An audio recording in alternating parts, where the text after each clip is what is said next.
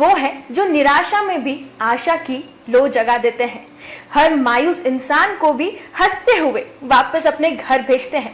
इसलिए तो इस धरती पर हम इंसान उन्हें भगवान का स्थान देते हैं। नमस्कार, स्वागत है आपका एमपी न्यूज के खास कार्यक्रम हीरोज ऑफ एमपी में। और आज हमारे साथ में ऐसे ही एक रियल लाइफ हीरो हैं, doctor Vikas Jain sir. Sir, स्वागत है हमारे शो में। सबसे पहले तो कॉन्ग्रेचुलेशंस कहना चाहूँगी हमारे पूरे मेडिकल टीम को, क्योंकि जो इंडिया है उसने 100 करोड़ वैक्सीनेशन का टारगेट कंप्लीट करा, इतने अच्छे से कोविड केसेस कम हो रहे हैं। सर, कितना प्राउड मोमेंट है अभी आपके लिए? मैम, हमारे लिए और पूरी कंट्री के बहुत ही प्राउड मोमेंट है जी। 100 करोड़ वैक्सीनेशन करवाना कोई आसान बात नहीं है, and thanks to our Modi ji, जिसकी वजह से ये सारा पॉसिबल हो पाया है। पूरा मेडिकल फ्रेटर्निटी जो रहा है, एंड हम सारी मेडिकल फ्रेटर्निटी काफी रिलीव भी हैं कि कोविड के केसेस अप डाउन हो रहे हैं और चीजें नॉर्मल हो रही हैं। जी, मैं हमारे दर्शकों को बताना चाहूंगी कि doctor Vikas Jain sir revision joint replacement के लिए पॉटकल से ट्रेन है, एंड इंदौर में कुछ नामी सर्जन्स में से हैं जो रिवीजन जॉइंट रिप्लेसमेंट सर्जरी में भी इंटरनेशनली ट्रेंड होकर यहाँ प्रैक्टिस कर रहे हैं। तो ये हमारे इंदौर वासियों के लिए भी काफी ज्यादा एक प्राउड मोमेंट है कि हमारे यहाँ पे एक ऐसी टेक्निक से ट्रीटमेंट हो रहा है पेशेंट का जो बाहर फॉरेन कंट्रीज में किया जाता है। सर, व्हेन हम बात करते हैं जॉइंट रिप्लेसमेंट की, तो मैं आपसे जानना चाहूंगी व्हाट एग्जैक्टली जॉइंट रिप्लेसमेंट और ये कैसे होता है? मैम, जॉइंट बेसिकली जो होता है, दो हड्डियां जहां जुड़ती है उस एरिया को अपन एक जॉइंट कहते हैं। शरीर में 3 बड़े जॉइंट्स हैं, एक हिप जॉइंट है, एक नी जॉइंट है और एक शोल्डर जॉइंट है। काफी बार कॉमन ये होता है कि हिप जॉइंट और नी जॉइंट में जो हड्डियां हैं वो धीरे धीरे घिसाने लग जाती हैं, एंड उनका जो कुशनिंग रहता है, कार्टिलेज रहता है, वो घिसाने लग जाता है। ये ब्लू एरिया है, ये कार्टिलेज है। जब ये रगड़ने लग जाता है एज के साथ, तो पेशेंट को पेन होने लग जाता है, दर्द होने लग जाता है, एंड फिर उसमें इस तरह से सतह के चेंजेस आ जाते हैं। इसी केसेस में हम लोग बेसिकली जॉइंट रिप्लेसमेंट करते हैं। जॉइंट रिप्लेसमेंट में जो खराब एरिया है हड्डी का, ऊपर वाला और नीचे वाला, उसको चेंज करके अपन नया पार्ट डाल देते हैं, एंड इसी को बेसिकली अपन जॉइंट रिप्लेसमेंट कहते हैं। क्या बात है, मतलब जॉइंट रिप्लेसमेंट से रिलेटेड जो लोगों को एक डर रहता है ना कि एग्जैक्टली ये क्या प्रोसीजर है, वो यहाँ पे हम लोगों ने ये इम्प्लांट्स दिखा के हमारे दर्शकों को क्लियर करा है कि कैसे ये चीज़ हो जाती है। सर, आजकल हिप सर्जरीज जो होती है उसको लेके काफ़ी ज़्यादा लोग डरे हुए रहते हैं, काफ़ी ज़्यादा मिथ्स भी रहते हैं कि हम पहले जैसे हम हमारे काम नहीं कर पाएंगे अगर हमारी हिप सर्जरी हुई, या हमारे पेन में हमें रिलीफ नहीं हो पाएगा, हम चल नहीं पाएंगे, हम यूजुअल लाइफ जो करते हैं काम वो नहीं कर पाएंगे। मैं चाहूँगी कि आप वो मिथ को क्लियर करें हमारे ऑडियंस को। Ma'am, basically hip replacement surgery जो होता है उसमें मैं जो जिस तरह से करता हूँ, it is a different technique. काफी बार जो पुराना हिप रिप्लेसमेंट सर्जरी होता था वो पीछे से चीरा लगता था, वो काफी बड़ा चीरा होता था, 15 से 20 सेंटीमीटर का। अब उसमें ये रहता था कि मसल डैमेज होती थी और पेशेंट की बहुत सारा लिमिट होती थी। आज की टेक्निक जो मैं कर रहा हूँ इंदौर में एंड पूरे मध्य प्रदेश में प्रॉब्लली, वो है आगे से चीरा लगाना, डायरेक्ट एंटीरियर हिप रिप्लेसमेंट। इसमें अपन कोई मसल डैमेज नहीं कर सकते हैं, तो इसमें काफी हद तक पेशेंट्स के लिए एक्टिविटीज पॉसिबल है, और ये पेशेंट्स के लिए बहुत ज्यादा एडवांटेजेस है। अगर ये पेशेंट्स के लिए इतनी ही ज्यादा एडवांटेजेस हैं, तो सर मैं आपसे रिक्वेस्ट करूंगी कि क्या क्या एडवांटेजेस होते हैं जो ये टेक्निक आप यूज कर रहे हैं उसका, ताकि पेशेंट्स को भी क्लियर हो। ठीक है मैम, बेसिकली इसका सबसे बड़ा एडवांटेज ये है क्योंकि अपन इसमें आगे से चीरा लगा रहे हैं, हिप जॉइंट अपन डायरेक्टली एक्सेस करते हैं, इसीलिए अपन इसे डायरेक्ट एंटीरियर कहते हैं। सबसे बड़ा एडवांटेज है इसमें कोई भी मसल डैमेज नहीं होती है, पहली चीज। दूसरी चीज है इसमें जो चीरा लगता है, पुराना ट्रेडिशनल हिप रिप्लेसमेंट अराउंड 7 से 10 इंच का चीरा लगता है, एंटीरियर हिप रिप्लेसमेंट अराउंड 2 से 3 सेंटीमीटर 2 से 3 इंचेस का चीरा लगता है। एक फिंगर ब्रेड के चीरे से हो सकता है, क्योंकि मसल डैमेज इसमें कम है मैम। पेशेंट अगले दिन से चल फिर सकता है, रिकवरी क्विक है, और सर्जरी का जो सबसे बड़ा डर रहता है कि दर्द होगा, इसमें मिनिमम दर्द है। इसमें हम लोग 24 आवर्स में पेशेंट को घर पे भेज सकते हैं। कुछ और एडवांटेजेस जो अपने रीजन स्पेसिफिक हैं, स्पेशली जो पेरिफेरी से पेशेंट्स आते हैं उनके लिए जरूरी है जमीन पर बैठना, इंडियन टॉयलेट्स यूज करना। ट्रेडिशनल हिप रिप्लेसमेंट में बॉल का डिस्लोकेशन निकलने का रिस्क बहुत रहता है। इस टेक्निक से ये एडवांटेज है कि बॉल का निकलने का रिस्क बहुत ही कम हो जाता है, इट इज 1 in 1000। और ट्रेडिशनल हिप रिप्लेसमेंट एक इंसान का होता है अराउंड 50 या 100 में से, तो 1/10 हो जाता है, बहुत ही कम डिस्लोकेशन का रिस्क है। तो पेशेंट सारी एक्टिविटी एक नॉर्मल लाइफ की तरह जी सकता है। क्या बात है, मतलब ये उन पेशेंट्स, उन मरीजों के लिए एक हैप्पीनेस वाला मोमेंट होगा, क्योंकि जब सर किसी भी सर्जरी की बात आती है या ऑपरेशन की बात आती है, पेशेंट्स वहीं घबरा जाते हैं कि हम आगे हमारी टू डू वर्क नहीं कर पाएंगे, हम नॉर्मल लाइफ नहीं रह पाएंगे। तो ये वहाँ पे कम हो रहा है क्योंकि किसी को चीरा लगने का डर रहता है, किसी को बहुत सारे मिथ होते हैं। तो ये उन पेशेंट्स के लिए बहुत हैप्पीनेस वाली बात होगी कि विद इन ऑपरेशन के 2-3 दिन में आप अपनी जो नॉर्मल टू डू वर्क होते हैं वो आप अच्छे से कर पाएंगे। सर मैं आपसे जानना चाहूंगी, एज आप रिवीजन जॉइंट रिप्लेसमेंट के लिए स्पेशलिस्ट आप जाने जाते हैं इंदौर में, you are the only one जिसे आप प्रैक्टिस कर रहे हैं, तो व्हाट एग्जैक्टली ये रिवीजन जॉइंट रिप्लेसमेंट होता है एंड ये किस पे वर्क होता है? बेसिकली एक जो जॉइंट रिप्लेसमेंट सर्जरी होता है, क्योंकि वो एक आर्टिफिशियल इम्प्लांट है, उसका लाइफ स्पैन होता है अराउंड 25 से 30 साल। कुछ कारणवश पेशेंट को उसके बाद जब चेंजेस आते हैं, सर्जरी जब लॉन्ग टाइम की ड्यूरेशन हो जाता है, तो उसको जब जॉइंट को अपन ने चेंज करना होता है तो उसी अपन को रिविजन हिप रिप्लेसमेंट कहते हैं। एंड इंदौर में अभी इतना ट्रेंड 10-15 साल ही हुए हैं जॉइंट रिप्लेसमेंट्स करते हुए। मैं यूरोप में जब था वहां पर अराउंड 30 से 40 साल पहले से जॉइंट रिप्लेसमेंट्स हो रहे हैं, तो वहां पर ये सर्जरी काफी बड़ी हुई है। एंड ट्रेंड के हिसाब से with in the next 5 to 10 years Indore में भी ये केसेस रिविजन जॉइंट रिप्लेसमेंट्स के बढ़ेंगे। एंड उसके लिए भी we need to be prepared कि पेशेंट को आगे कोई प्रॉब्लम नहीं हो। एंड एक और चीज बताना चाहूंगा पेशेंट्स के लिए, यंगर पेशेंट्स में जो हिप का इशू आता है, हिप रिप्लेसमेंट लाइफ में 3 बार कर सकते हैं, तो उसमें ऐसा कोई दिक्कत नहीं रहता कि अगर एक सर्जरी करें यंग एज में तो बाद में कुछ प्रॉब्लम होगा, वो भी आज की तारीख में मैनेज हो सकता है। क्या बात है, ये हमारे इंदौर के लिए, हमारे इंडिया के लिए बहुत ज़्यादा प्राउड मूवमेंट है क्योंकि ऐसी सर्जरी सब हमारे यहाँ पे भी फॉलोअप होती है जो फॉरेन टेक्निक से यूज़ करी जाती थी। क्यों सर? एंड सर अब मैं यहाँ से एक और चीज़ आपसे जानना चाहूँगी क्योंकि जब आप इतने सारे पेशेंट से इंटरेक्ट करते हैं, इतने सारे एज ग्रुप के भी आपके पास में पेशेंट्स आते होंगे, राइट? सो सर ऐसा कोई मेमोरेबल मोमेंट पेशेंट के साथ में जो आपको लाइफ लॉन्ग आपको याद रहे? मैम केसेस तो बहुत सारे हैं, every time we feel special. हम हर पेशेंट को ट्रीट करने हमारे लिए वही पेशेंट इंपॉर्टेंट रहता है, बट कुछ केसेस ऐसे हैं। एक पेशेंट आई थी 2.5 साल से वो बेड पे थी, उनने दिल्ली एम्स में भी दिखाया था कि घुटने का प्रॉब्लम है, सीधा नहीं हो रहा है, क्या करें। चेन्नई में भी दिखाया था, वहां पर उनको सिर्फ ये एडवाइस करा कि पहले पैर स्ट्रेच करिए, फिजियोथेरेपी करिए, नॉर्मल होगा, फिर आप आइए, आपका जॉइंट रिप्लेसमेंट सर्जरी करेगा। बट पेशेंट क्योंकि दर्द से परेशान थी वो करवा नहीं पा रही थी। तो जब मैं टाटा हॉस्पिटल्स में था, हमारा टीम था, एक एनेस्थेटिस्ट, एनेस्थीसियोलॉजिस्ट एंड फिजियोथेरेपिस्ट, सबने साथ में we gave them blocks and special technique से उनका हमने जॉइंट रिप्लेसमेंट करा। पहला सर्जरी करा उनका एक साइड का, मैं खुद थोड़ा डाउटफुल था will it be very successful, patient चल पाएंगे कि नहीं। एंड जैसे ही हमने उनका एक वीक बाद दूसरा साइड का भी सर्जरी करा, विद इन 2 days वो वॉकर के साथ चलने लग गई। एंड 2.5 साल के बाद वो पेशेंट वापस रिस्टोर हुआ चलने में। तो वो एक बहुत अच्छा एक टचिंग मोमेंट था कि जॉइंट रिप्लेसमेंट से पेशेंट का इम्प्रूवमेंट लाइफ। क्या बात है, मतलब ये तो सर एक न्यू लाइफ देने जैसा ही हो गया क्योंकि वो पेशेंट चल नहीं पा रहा था और अब उस सर्जरी की मदद से now he is back to his life, वो चल रहा है, अपने डे टू डे वर्क कर रहा है, नॉर्मल लाइफ जी रहा है। तो ये सर एक मतलब जीवन दान ही कह सकते हो, मतलब आपने जो जीवन दान किया।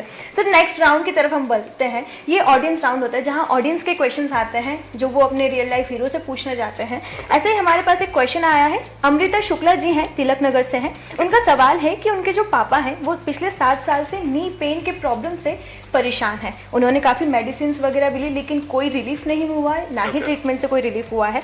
एंड उनके जो फादर हैं वो कोविड से सफ़र कर चुके हैं। Now he is very much afraid कि अगर उन्हें ऑपरेशन के लिए सजेस्ट करा तो वो मतलब उनकी लाइफ में कोई कॉम्प्लिकेशंस ना आ जाए या रिस्क ना आ जाए। तो मैं चाहूँगी कि आप उनके सवाल का जवाब दें।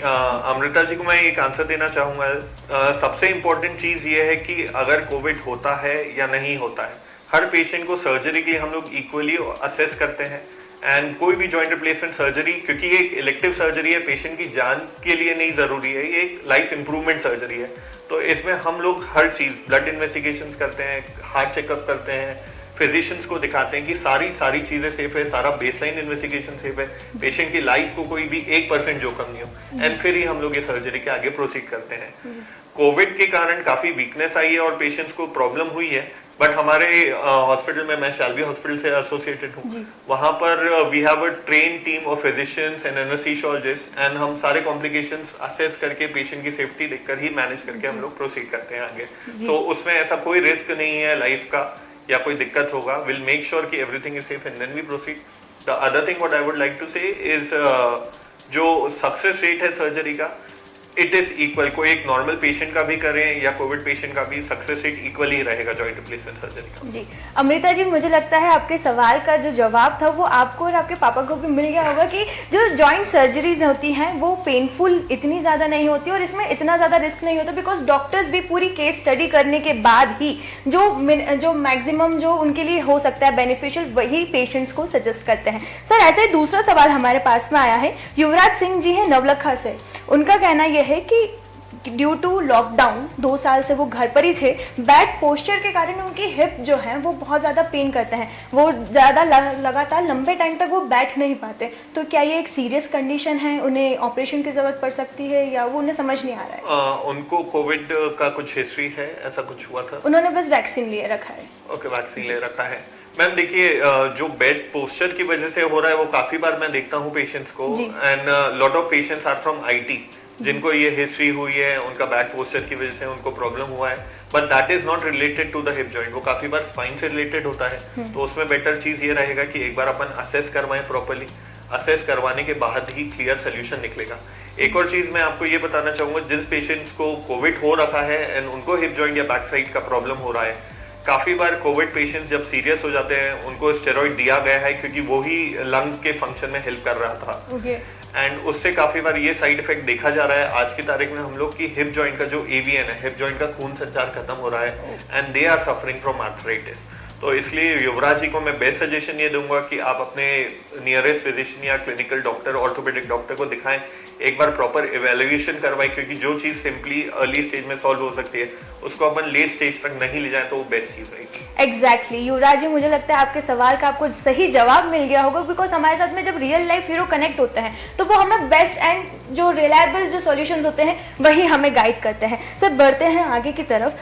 जब नी रिप्लेसमेंट, हमने हिप की बात कर ली, अब जब हम लोग नी रिप्लेसमेंट की बात करते हैं तो इसके लिए कभी सर लोग काफ़ी ज़्यादा डरे हुए हैं कि अगर हमने नी सर्जरीज करवाई तो वो हमें काफ़ी ज़्यादा पेनफुल होगी, हम साइकिलिंग नहीं कर पाएंगे, हम दौड़ नहीं पाएंगे, हम चल नहीं पाएंगे। स्पेशली जब एक एज ग्रुप के बाद, एक एज के बाद जब नी में प्रॉब्लम आता है, घुटनों में दर्द की प्रॉब्लम सामने आती है, तो सर ये एग्जैक्टली नी रिप्लेसमेंट की मदद से कैसे सॉल्व हो सकती है एंड ये कितना ईजी प्रोसीजर भी है? मैम बेसिकली जिस तरह से हम टेक्निक करते हैं आजकल, जो पहले जो नी रिप्लेसमेंट था वो बस एक पेशेंट की लाइफस्टाइल मॉडिफिकेशन था, उसमें काफी बार पेशेंट जिस तरह सोचते हैं 2-3 महीने दर्द रहता है और वो सारा प्रॉब्लम रहता है। आज की जो हमारी टेक्निक है, क्योंकि उसमें चीरे का लेंथ छोटा हो गया है, मसल डैमेज कम हो गया और टेक्निक जो 10-15 साल पहले थी वो बहुत ज्यादा एडवांस हो गई है। मैं पेशेंट्स को नॉर्मल सिंपल लॉजिक से ये बताना चाहता हूँ, जिस तरह आज आपका मोबाइल फोन है एंड जो 20 साल पहले था बहुत ज्यादा डिफरेंस है उस फोन में, right? So that is how the technology has improved. Knee replacement का जिस तरह मॉडिफिकेशन हुआ है, आज की तारीख में हम लोग पेशेंट को अगले दिन चला देते हैं। 2 दिन में पेशेंट सीढ़ियां चढ़ना उतरने की एक्टिविटीज कर सकता है and within a week patient घर में सारी नॉर्मल एक्टिविटीज कर पाता है विदाउट एनी प्रॉब्लम। और क्योंकि अपना मसल डैमेज कम होता है तो पेशेंट का रिकवरी भी उसमें ज्यादा अच्छा रहता है। तो ये जो मिथ्स है ये सारे पुराने टाइम से रिलेटेड हैं, बट आज वो बहुत मिनिमल हो चुके बिकॉज हमारी टेक्नोलॉजी इतनी एडवांस हो चुकी है, हमारा साइंस इतना आगे बढ़ चुका है, हमारे जो डॉक्टर्स हैं वो इतना ज़्यादा ट्रेन हैं, इतनी ज़्यादा प्रैक्टिस उन्होंने कर रखी है कि now they know the best solutions for their patients. Also sir जब हम लोग सर्जरीज की बात करते हैं तो कुछ लोगों को शिकायत आती है कि सर्जरी के बाद में हम ठंड में उतना हमें वापस से वो पेन महसूस हो रहा है, हमारी तो सर्जरी बहुत सालों पहले हो चुकी थी फिर भी वो जॉइंट पेन हमें हो रहा है, चाहे वो फ्रैक्चर के कारण ही क्यों ना हो। सर ये पेन एग्जैक्टली विंटर या रेनी सीजन में जो लोगों को शिकायतें आती है वो किस कारण से आती है? ये मैंने भी काफी पेशेंट्स को देखा है कि विंटर समय में या रेनी समय में they have more pen and specially जिनका नॉर्मल आर्थराइटिस पहले से ही है उनमें और ज्यादा होता है। बेसिकली इसका लॉजिक ये है कि मसल रिलैक्सेस हो जाती है, मसल रिलैक्स हो जाती है थोड़ा, तो बोन का रबिंग एक दूसरे के अगेंस्ट घर्षण जो होता है वो थोड़ा बढ़ जाता है and that is the reason for pain. ऐसा कोई स्पेसिफिक साइंटिफिक एविडेंस नहीं मिला, but this is one thing which we have seen और ये काफी बार बहुत पेशेंट्स से बोला है कि ठंड में होता है। जी, तो एशियंस जो हमारे ट्रेडिशंस चलते आ रहे हैं वो अब पुरानी बात हो चुकी है। अभी जो नई टेक्नोलॉजी से सारी चीजें जैसे इवॉल्व हुई हैं उसी तरीके से सर्जरीज जो हैं वो अब लेस पेनफुल हो गई हैं और मोर कन्वीनियंट हो गई है पेशेंट्स के लिए भी। सर नॉर्मली जो एक नी पेन है या हिप पेन है वो किस एज में देखा जाता है? क्या वेट ज्यादा बढ़ना भी नी पेन का कारण हो सकता है? मैम नी पेन और हिप पेन के रीजंस एंटायरली अलग हैं। अपने इंडियन पॉपुलेशन में नी पेन जो नॉर्मली रहता है वो ओल्डर एज में स्टार्ट होता है, और हिप पेन जो रहता है उसका एक स्पेसिफिक कुछ ना कुछ कारण है, जिस तरह मैं स्टेरॉइड्स बता रहा हूँ या कुछ बॉडी का एलर्जिक वो हो, स्किन ट्रीटमेंट लिया हो, या उस कारण से हिप पेन काफी बार होता है। हिप पेन जो देखते हैं अपन काफी बार यंगर पॉपुलेशन में देखते हैं 25 to 30 इयर्स। नी पेन जो होता है it is a normal lifestyle चीज है ना, क्योंकि पहले ह्यूमन लाइफ जो रहता था अराउंड 60 to 70 इयर्स है, आज की डेट में अराउंड 80 to 90 इयर्स नॉर्मल हो गया है। 45 इयर्स इज द एज जब नी पेन स्टार्ट होता है। पेशेंट को नॉर्मली अंदर की साइड में जॉइंट पेन स्टार्ट होता है, फिर वो धीरे धीरे करके बढ़ने लग जाता है। अगर जब स्टार्ट हो पेशेंट उस समय लाइफस्टाइल मॉडिफाई कर ले तो हो सकता है कि उसको नी रिप्लेसमेंट के दौर तक या एडवांस आर्थराइटिस में नहीं जाना पड़े। और अर्ली स्टेज आर्थराइटिस में सबसे जरूरी होता है एक तो एक्सरसाइजिंग, दूसरा किसी भी फॉर्म का लाइक ईदर साइकिलिंग और स्विमिंग और नॉर्मल एक्सरसाइजेस इज गुड। दूसरा पेशेंट अगर जमीन पर बैठना थोड़े समय के लिए बंद कर दे, अवॉइड कर दे। और तीसरा वेट लॉस जो आप पूछ रही हैं, अगर अपन 5 kg वेट लॉस भी करते हैं तो जॉइंट पे अराउंड 20% लोडिंग कम हो जाता है। क्या बात है। एंड वो पेशेंट के लिए बहुत ज्यादा हेल्पफुल होता है एंड उसी से काफी बार पेशेंट स्लीप हो जाते हैं। क्या बात है सर। इसी के साथ ही मैं चाहूंगी कि आप हमारे दर्शकों को कोई मैसेज दें। मैं यही कहना चाहूंगा पेशेंट्स को, जिस तरह जॉइंट रिप्लेसमेंट्स एंड आर्थ्रोस्कोपी जिस फील्ड से मैं रिलेटेड हूँ आर्थराइटिस से, कि आज की तारीख में जो टेक्निक्स हो गई हैं, जो मॉडिफिकेशंस हुए हैं बहुत अलग हैं। हम लोग अब मूव कर रहे हैं सर्जरी नॉर्मली करने से कि पेशेंट के लिए डेली इम्प्रूवमेंट कैसा हो सके और पेशेंट एक दिन में रिकवर करके घर कैसे जा सके। तो बहुत सारे मॉडिफिकेशंस हैं। जिस किसी को भी प्रॉब्लम है वो किसी भी अपने ऑर्थोपेडिक सर्जन या जॉइंट रिप्लेसमेंट सर्जन को कांटेक्ट कर सकता है and they can take a further advice. And patient का भी मैम आजकल नॉलेज तो इतना ज्यादा इंटरनेट जनरेशन जो है दे ऑलरेडी नो एवरीथिंग। मैं हमारे दर्शकों से भी रिक्वेस्ट करना चाहूँगी कि अगर आपको जॉइंट से रिलेटेड कोई भी प्रॉब्लम हो तो अपने जो सर्जन्स हैं, अपने जो डॉक्टर हैं, उन्हें कंसल्ट ज़रूर करें ताकि इस एज तक ना पहुँचे, स्टेज तक ना जाए कि उन्हें किसी सर्जरी या कोई सीवियर ऑपरेशन की ज़रूरत पड़े। इसी के साथ ही हमारा सर स्वच्छता में नंबर 5 मतलब 5वीं बार नंबर 1 आया है इंदौर, तो हम सभी आपसे रिक्वेस्ट करते हैं कि इंदौर स्वास्थ्य में भी नंबर 1 आए। इसी के साथ ही हम लेते हैं आपसे अलविदा।